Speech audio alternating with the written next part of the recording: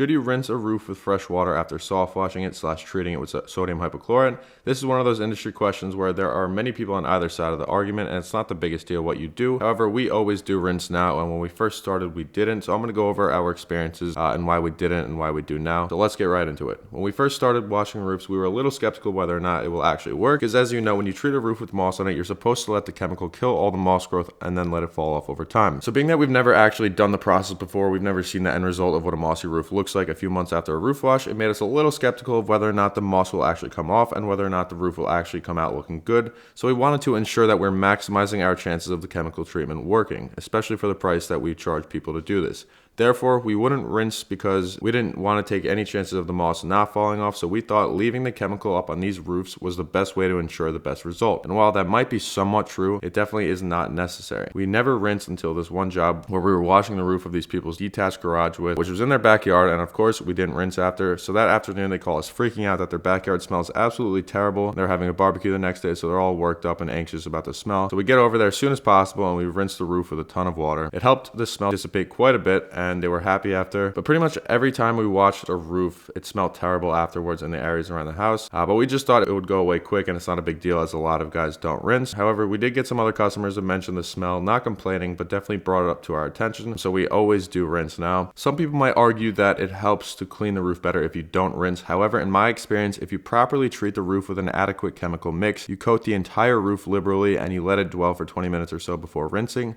there should be no issue with that roof coming clean. Rinsing will also help restore a consistent color of the roof and knock off some of the dead moss quicker, because it will wash away a lot of the grime that loosens up during the chemical application. So we've seen it speeding up the overall process of the roof looking better quicker. People also might argue that rinsing is a waste of time, when in reality it might just add 20 minutes or so to your job time. So if you're charging properly for your roof washes, then that really should not be eating into your margins in any significant way. So with all these things being said, we always do rinse our roofs now with fresh water after washing them. It just gives us peace of mind that the area around the house is not going to smell like complete garbage. And it's also just way better to not have bleach just sitting on someone's roof. I don't think that's a good idea, and it's just better if everything comes down with some fresh water, so it's also diluted properly as it comes down the gutter. So if this helped you out in any way, I'd appreciate it if you subscribed, and I will see you in the next one.